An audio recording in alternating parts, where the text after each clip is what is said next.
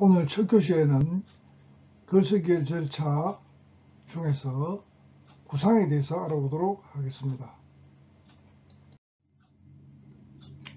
구상의 방법에는 크게 정계적 구상과 종합적 구상이 있습니다. 정계적 구상은 또한 시간적 순서에 따른 구상과 공간적 순서에 따른 구상으로 나눌 수가 있습니다. 종합적 구상은 단계식 구상, 포괄식 구상, 열거식 구상, 점층식 구상 등으로 나눌 수가 있습니다.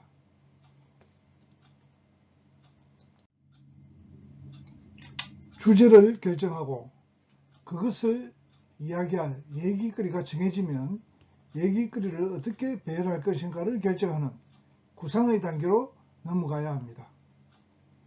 구상은 문장에다 통일적인 맥락을 부여하는 일입니다. 구상을 할 때 주의해야 할 세 가지 기본 원칙이 있습니다. 하나는 중이고, 둘은 요고, 셋은 관이라고 하겠습니다. 중은 중심이 없는 산만한 글이 되지 않도록 해야 한다는 말이고, 요는 난삽하고 지리한 글이 안 되게 해야 한다는 것이고, 관은 처음 쓰고자 했던 바를 글 쓰는 중도에서 변경시키는 일이 없도록 일관해야 한다는 말입니다.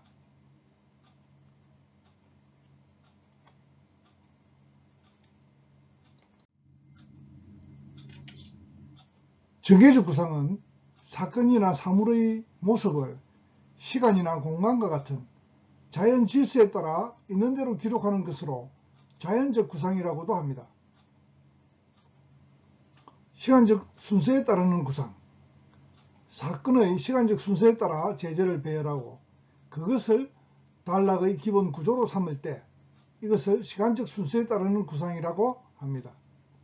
역사기행, 문학기행 등 행동의 기록이나 회의 기록 등에 많이 활용됩니다. 또 연대기, 정기문 등의 작성에도 주로 이 방법이 사용됩니다.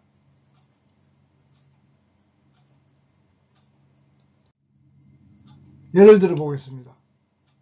한국의 역사라는 제목을 주었을 때 글쓴이가 주제를 외국의 침략과 응연의 역사라고 정하고 구상을 시간적 순서에 따른 구상을 한다면 이렇게 시대별 단락을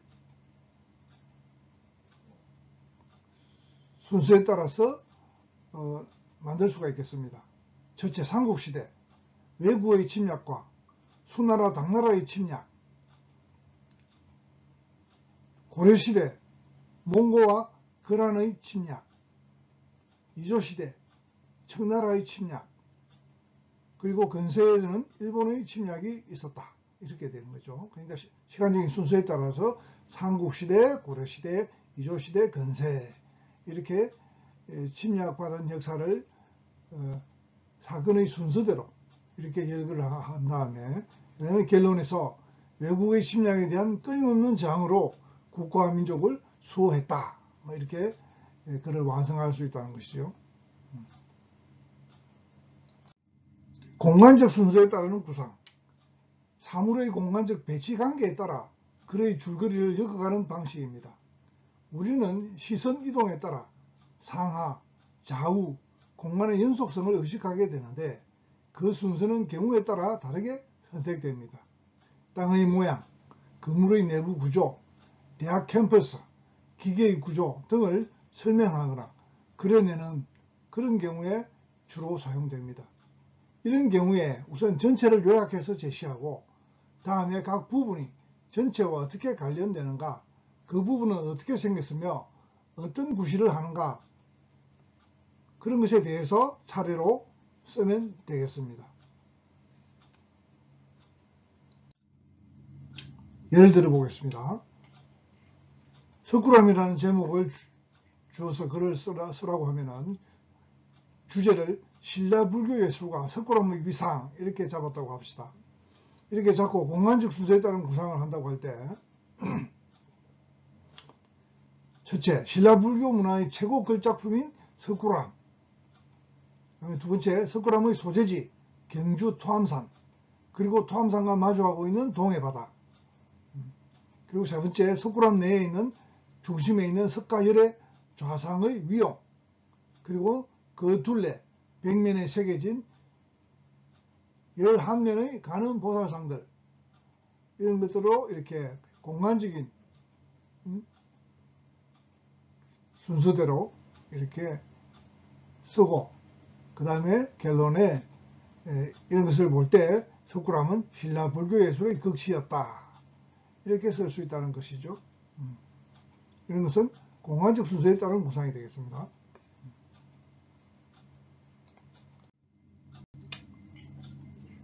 그 다음에 종합적 구상에 대해서 알아보겠습니다. 종합적 구상은 원인과 결과, 증거와 결론의 관계를 근간으로 하며 개괄, 설명, 논술, 주장, 그런 것을 하는 문장에 주로 사용된다.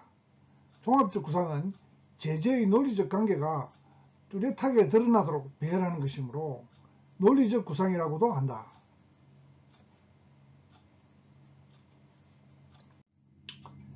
종합적 구상 처음에 단계식 구상에 대해서 알아봅시다. 단계식 구상은 크게는 3단 구상, 4단 구상, 5단 구상 이렇게 나눌 수가 있겠죠. 이때 단어의 개념은 바로 문단의 개념입니다. 단락의 개념이죠. 문단과 단락은 같은 말입니다. 그러니까 문장이 모인 것이 문단이죠. 문장이 모인 것이 문단, 단락인데 세 개의 단락으로 이루어진 것이, 하나의 글이 세 개의 단락으로 이루어진 것이 3단 구상, 하나의 글이 4개의 단락으로 이루어진 것이 4단 구상, 하나의 글이 5단락으로 이루어진 것이 5단 구상의 글이 되겠습니다.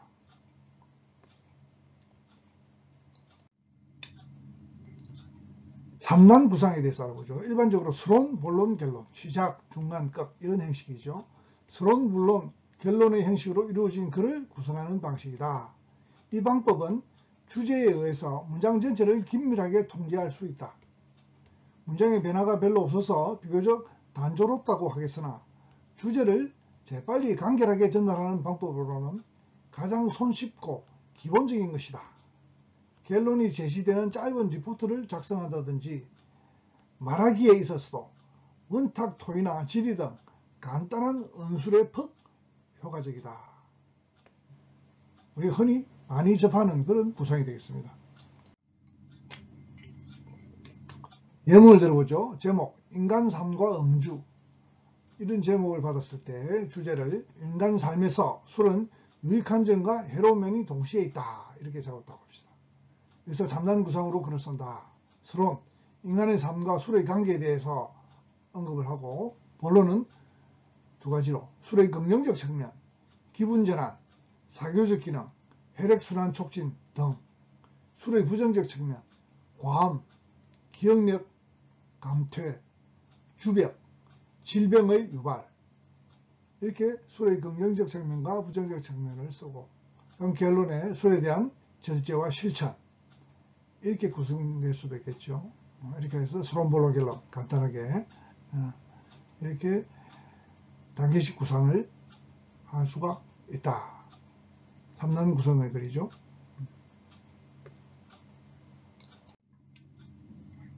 자, 4단 구상 봅시다. 원래 한시의 절구나 율시의 작법에서 유래된 것으로 소위 기성전결로 4분된다.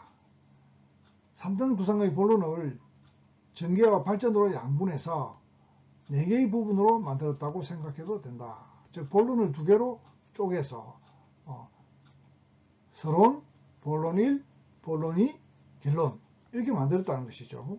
3단 구상처럼 중, 요, 관에 충실하여 논리만을 생각하는 것이 아니라 변화도 추구하여 다채로운 효과를 노리는 구상법이다. 변화가 있으므로 흥미를 유발시키게 되면 전체를 이완시켰다가, 그러니까 이완시키는 것을 풀었다가 긴축시키는 것이 있다. 또 풀었다가 조였다가 하는 맛이 있다는 거죠. 전의 부분에서 그런 것이 생기는데 실제의 문장에서는 전이 시작할 때는 그러나, 그렇다고는 하지만, 한편으로는 등의 말로 시작된다.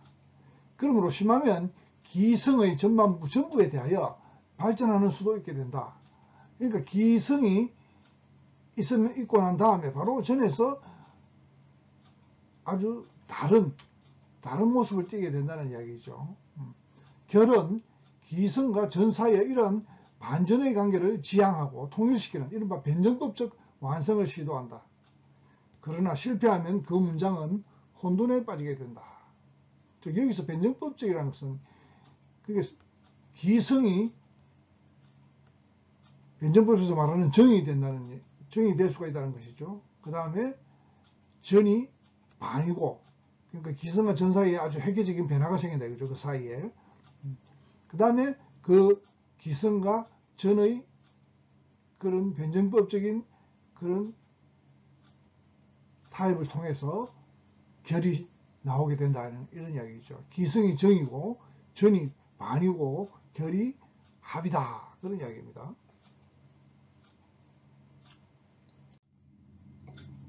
사단 구상 예를 들어 봅시다. 제목 국화를 가지고 글을 쓰라고 했을 때 주제를 진정한 가치는 고난을 극복하고 얻어지는 것이다. 이런 주제를 잡고 사단 구상으로 글을 쓴다. 기는 국화는 청초한 아름다움이 있다. 성, 국화의 아름다움은 서리를 이기고 피기 때문이다. 이 기성은 국화의 생물학적인 그런 정의밖에 없습니다. 그죠? 근데 전에 가서 갑자기 이제 반전이 일어나는 거죠. 위대한 인물은 고난을 극복한 사람이다. 그리고 이 국화와 위대한 인물을 서로 비유로 연결함으로써 결에서 진정한 가치는 국가처럼 고난을 극복하고 얻어지는 것이다. 뭐 이런 식으로 연결할 수 있다는 것이죠. 이 기성연결이라는 구조는 우리가 흔히 소설 작법에서도 쓰이는 것이죠. 발단, 전개, 절정은 또 위기라고도 하죠. 파국 이렇게 해서 발단 전개까지는 기성이죠. 거기까지는 큰 변화가 없다가 그죠? 전에 오면은 그죠? 큰 변화가 생기죠. 위기 절정이라고 하죠. 위기가 절정에 달하는 거죠. 그런 다음에 파국이 오는 거죠. 그런 식의 이야기입니다. 그러니까 전에서 큰 변화가 일어나는 그런 변화가 있는 그런 구상이 되겠습니다.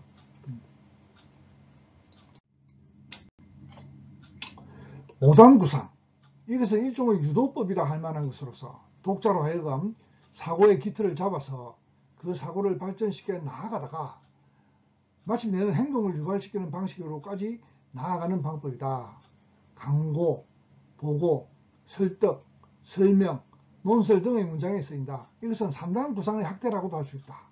5단 구상은 4단 구상은 본론을 서론, 본론, 결론할 때 본론을 2개로 쪼갠 것이라고 했는데 이 5단 구상은 그 본론을 3개로 쪼갠 것이라고도 할 수 있죠.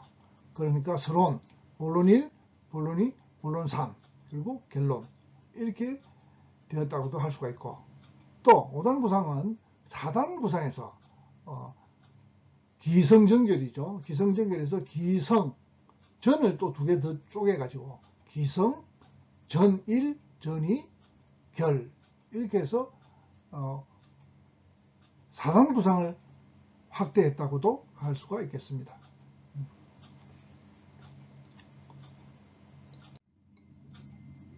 자, 5단 구상을 예를 들어 봅시다. 5단 구상은 첫 단락에서, 그러니까 5단락으로 이루어진 글이죠. 5단 구상이니까 주의를 환기시킵니다. 즉, 화제의 주의를 환기시키는, 관심을 끄는 거죠. 독자들에게 자기가 이야기하고자 하는 주제에 대해서 관심을 끌게 만드는 것이죠. 1단락에서는. 두 번째 단락에서는 문제를 제기하는 겁니다. 과제의 제기, 문제를 제기한다는 거죠. 세 번째 단락에서는 과제 해명, 문제 해결법을 제시하는 거죠. 나름대로 제시하는 겁니다. 그 다음에는 구체화, 해결법의 구체화와 증명. 어떻게 그런 해결법이 가능한가? 증거를 대고 유와 증거를 대는 거죠. 근거를 대는 거죠. 그 다음에 결론 2, 3, 4 이것이 본론이 되겠죠. 본론에서 이야기됐던 그 내용 전체를 요약해서 마무리하고 요약하는 이런 식이 되겠습니다.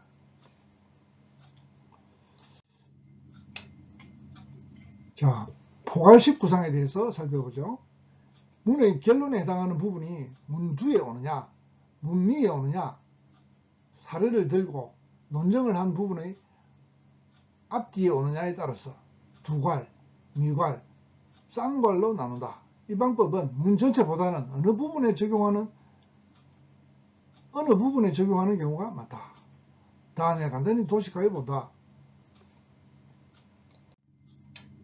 자, 포괄식 구상을 가지고 글을 쓰기 위해서 사랑의 예술 이런 제목을 주었을 때 주제 참된 사랑은 창조적 행위여야 한다. 이렇게 해서 포괄식 구상 중에서도 두괄식 구상으로 글을 쓴다 이거죠. 서로는 주제처럼 참된 사랑은 창조적 행위여야 한다 이렇게 돼야 되겠고, 본론은 이제 사랑에 대해서 구체적인 여러 모형을 제시해서 모성애, 우애, 남녀애정, 정신적 사랑, 관념적 사랑 등등 여러 가지 사랑을 언급하고 난 다음에 그다음에 결론, 참된 사랑은 희생적이며 새로운 것을 창조하는 원동력이다. 그러니까 결론 부분에서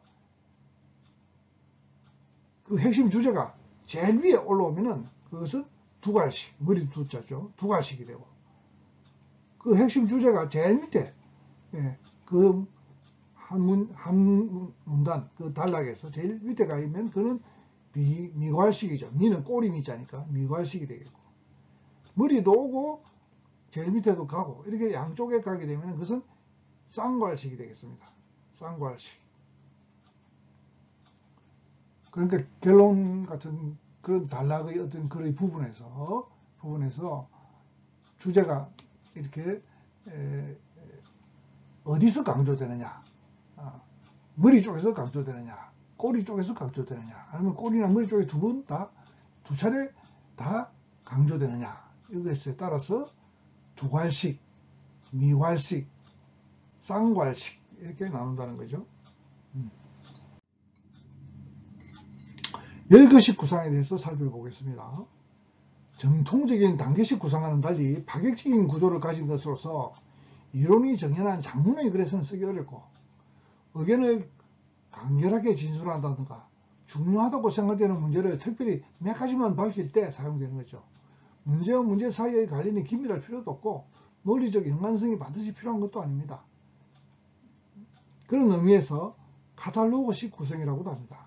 그러니까 아무 관계도 없는 그런 특별히 몇 가지 밝힐 때 이렇게 열거식으로 전체 문의 일부에서 그렇게 쓸 수 있는 그런 구상법이다, 그런 뜻입니다. 자, 점층식 구상에 대해서 알아봅시다. 중요성이 덜한 것에서부터 더 중요한 것으로 점차 나아가는 방법이죠. 가장 강조되거나 중시되는 부분이 그러면 제일 끝에 오겠죠. 제일 말미에 온다. 이것은 문장 전체에서는 잘 쓰이지 않고, 이것도 그 앞에 있는 열거식 구상처럼 문의 어느 부분에서 부분적으로 쓰이는 것이 보통입니다. 대개 문학 작품에서 이 방법이 잘 쓰입니다. 점정식 구상이라는 용어 외에도 정강식 구상이라는 용어가 있는데, 이것은 점층식 구상과는 반대로 중요한 것에서 덜 중요한 것으로 이렇게 내려가는 그런 방법이죠. 그래서 이것을 정강식 구상이라고 한다. 이것도 용례는 마찬가지입니다. 문 전체에서는 잘 쓰이지 않고 문의 어느 부분에서 쓰이는 것이죠. 이것도.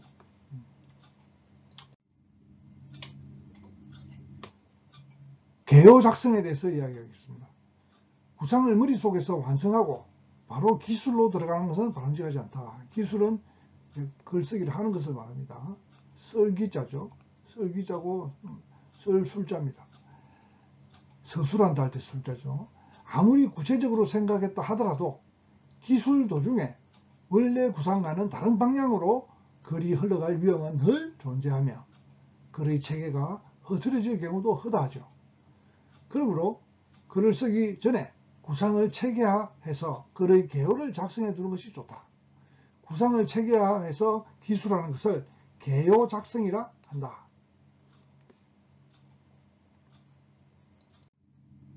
개요 작성의 요령. 개요라는 것은 우리가 5단락 글을 쓸 때 각 단락 안에는 각 단락 나름의 주제가 하나씩 있습니다. 글 전체의 주제가 있고 또 각 단락 하나하나는 완성된 글이기 때문에 문이기 때문에 그 안에도 소주제들이 하나씩 있습니다. 전체 주제 외에 각 단락에 있는 그 소주제들을 요약해서 개략적으로 내용을 이렇게 정리하는 것을 개요 작성이라고 합니다. 그러니까 개요 작성을 할 때의 요령, 그러니까 전체 주제와 그에 종속되는 논점을 찾는 거죠. 그러니까 각 단락에 배치해야 할 종속 논점을 찾는 거죠. 또 그 종속 논점에 포함되어 있는 세목, 그러니까 한 단락 내에 소주제가 있고 그 소주제 밑에 또 세부 항목을 또 찾아야 된다는 이야기죠. 그것은 각 단락의 개요를 뒷받침하는 그런 문장들이 되겠죠.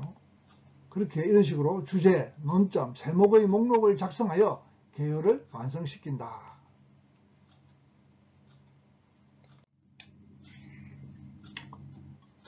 단락 개요 방식에 대해서 이야기하겠습니다. 단락의 개요를 어떤 식으로 쓰느냐에 따라서 화제 개요와 문장 개요로 나눌 수가 있습니다. 각 단락의 중심 화제를 목차 형식으로 제시하는 것이 화제 개요입니다. 그러니까 몇 개의 명사들로 이렇게 목차 형식으로 딱 요약해서 몇 개의 단어들로 각 단락의 중심 화제를 제시하는 것이 화제 개요입니다. 이것은 외형적이고 객관적인 파악이 중요할 때 유용합니다. 딱 봤을 때 바로 글 전체의 요점이 잘 파악되는 거죠. 몇 개의 명사들로만 이렇게 각 단락들이 정리되어 있기 때문에. 그다음 두 번째, 문장 개요를 보겠습니다. 각 단락의 중심 생각을 문장 형식으로 제시하는 것입니다. 이것은 주관적 판단에 유리하다. 그러나 반드시 객관적 판단을 할 때는 화제 개요, 주관적 판단할 때는 문장 개요. 꼭 그렇다는 건 아니죠. 그런 것이 유리하다 이런 이야기죠.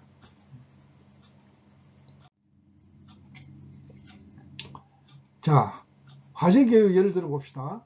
자, 저작권 문제에 대해서 주제문을 저작권을 보호하고 사용자가 만족할 수 있는 합리적인 인터넷 자료 공유 방안이 필요하다. 이렇게 주제문을 정했다고 합시다. 주제문은 문이니까 말 그대로 문장 형식을 하고 있어야 되죠. 화제 개요의 주제문도 문장 형식을 하고 있어야 됩니다. 그렇죠? 자, 서론, 본론, 결론의 각 단락이 이렇게 이제 몇 가지 단어들로, 명사형의 몇 가지 단어들로 제시되어 있는 것을 볼 수가 있습니다. 첫째, 서론. 인터넷 사용과 저작권 문제 제기. 이렇게 되어 있죠. 명사형의 단어들로 구성되어 있죠. 이 본론. P2P 사용 현황과 저작권 보호를 위한 합리적 공유 방안. 본론 1단락 봅시다. P2P의 현황. 두 번째, 본론 두 번째 단락. 불법 공유로 인한 피해 사례. 세 번째 단락. 제도적 대안 마련의 필요성. 다음에 결론 단락. 불법 공유를 막는 방안의 필요성. 이렇게 모든 것들이 명사로 구성된 그런 개요를 화제 개요라고 합니다. 화제 개요. 단번에 글 전체의 내용을 알아보기가 아주 쉽죠. 그런 장점이 있습니다. 자, 문장 개요 예를 들어 봅시다. 저작권 문제, 주제문까지는 같죠. 저작권을 보호하고 사용자가 만족할 수 있는 합리적인 인터넷 자료 공유 방안이 필요하다. 그런데 문장 개요는 앞에서 본 화제 개요하고는 다르게 서론, 본론, 결론의 개요들이 문장으로 되어 있습니다. 그렇죠?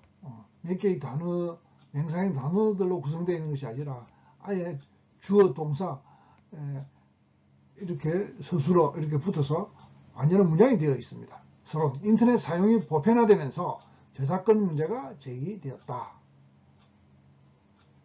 두 번째, 본론. P2P 사용 현황과 저작권 보호를 위한 합리적 공유 방안. 자, 본론 1단락의, 본론 첫째 단락의 개요는 인터넷 게시물의 저작권 규제가 강화되면서 P2P 사용도 늘었다. 이렇게 문장으로 되어 있죠. 두 번째 단락, 본론 두 번째 단락. P2P 사용이 늘면 저작권의 위축을 가져올 수 있다. 이렇게 문장으로 되어 있습니다. 세 번째 단락. 불법 자료 공유를 막기 위해 제도적 방안 마련이 필요하다. 그 다음에 결론. 새 방안으로 문화 콘텐츠와 소프트웨어 산업을 활성화하자. 이렇게 되어 있습니다. 그러니까 이 문장 개요는 글쓰기를 시작하기 아주 쉽죠. 문장으로 되어 있기 때문에. 이 문장을 계속 늘리면은, 이것이 이제 각 단락의 소주제가 되기 때문에 이 소주제의 뒷받침 문장만 보태주면 됩니다. 그렇죠? 이 문장은 크게 변화시킬 필요가 없죠. 이 문장 개요는 그냥 그 단락 내에서 중심 문장이 되는 것입니다. 그죠? 중심 소주제 문장이 되는 것입니다. 그러니까 글을 바로 쓰기에는 이 문장 개요가 훨씬 유리합니다. 그렇죠? 그러나 글을 일목요연하게 한꺼번에 이렇게 쉽게 알아보기는 화제 개요가 훨씬 유리하죠. 화제 개요를 문장 개요를 이렇게 만들어야만 글 쓰기가 쉬워지는 것이죠. 그래서 그렇게 서로 장단점이 있습니다. 화제 개요, 문장 개요는 그런 서로 장단점의 차이가 있다. 알겠죠? 자, 오늘은 첫 시간에 구상에 대해서 살펴보았습니다. 개요 작성에 화제 개요와 문장 개요가 있다는 것까지 살펴보았죠. 수강 중에 궁금한 문제나 의문점은 수업 보조용 밴드에 찾아와서 채팅 시간에 질문해주면 답변을 바로 들을 수가 있습니다. 그렇지 못한 경우에는 이 글에서 질의응답 게시판이나 아니면은 문자로 질문을 하면은 적당한 시간에 답을 해 주도록 하겠습니다. 수고했습니다.